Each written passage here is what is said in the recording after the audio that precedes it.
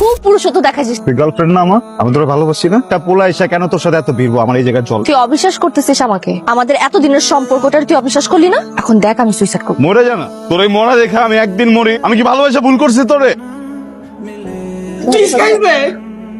কেমন দিলাম লাগছে না? নন কই মাম্মা, নতুন সেমিস্টারের টুকটুকি গুলা দেখছস? কি সুন্দর। আউ না শোন, প্রথম না কিউট লাগে, বুঝছস? দিন পরে এতটা কিউট নাও লাগতে পারে।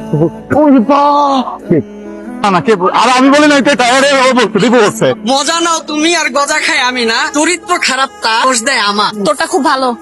ও কি কইতেছিলি? মাইয়া খুবই সুন্দর। যা একদম চেয়ার দিকে তাকানো হয়ে দিছে না। তুই এখন ওই মার কাছে যাবি, হাতে করে বইসা এভাবে হাত তুলবি, বলবি মা আমার ভুল হয়ে গেছে, আমি আর কখনো কোনো মেয়ের দিকে কুনজর আর তাক আর যদি না যাই?